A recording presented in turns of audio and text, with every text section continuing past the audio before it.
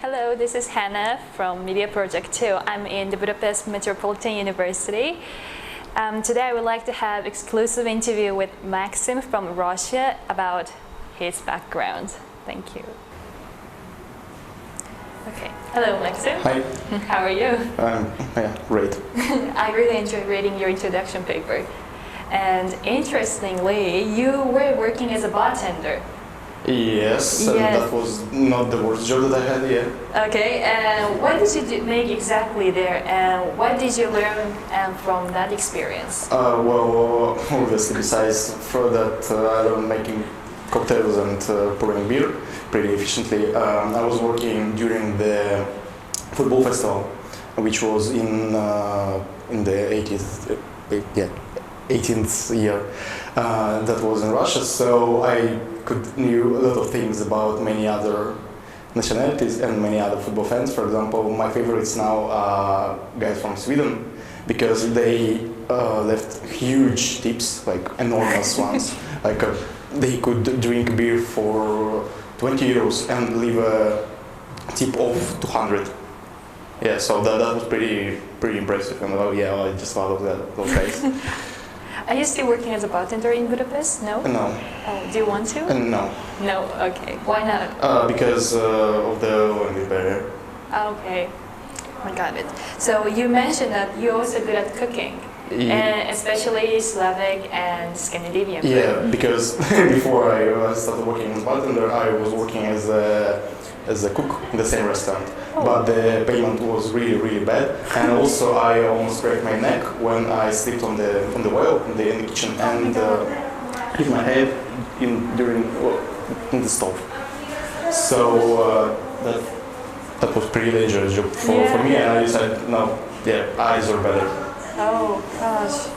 So did you find any similarity between Slavic food and Scandinavian food? No? Yeah, they're pretty much the same. Well, it depends on the country, because, for example, Finnish food is pretty much the same, and Danish is completely different. Because all the Slavic people called Polacks came from the northern countries, from the Vikings, and also yes. So the origin is kind of the same. Okay, that's what I'm saying.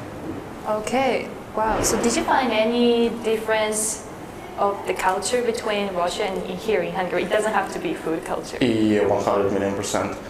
Everything is different. Alcohol is different, food is different, people are different, streets even are different, because the whole Budapest city planning is complete chaos. So streets may be like that and like this, and in Russia it's just just squares, because of the old Soviet planning, and practically sleeping districts don't have any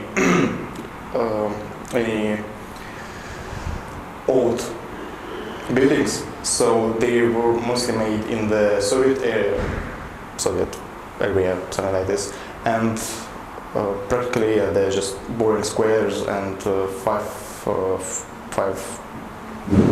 tall buildings. Oh. So I want to ask about the serious topic. You said you were born in military family, and both your grandfather and father are working as an army. Yeah, yes, and you said you feel lucky about born family. Why is that so? Well, because due to this fact, I had my father's, and most of my relatives don't have any,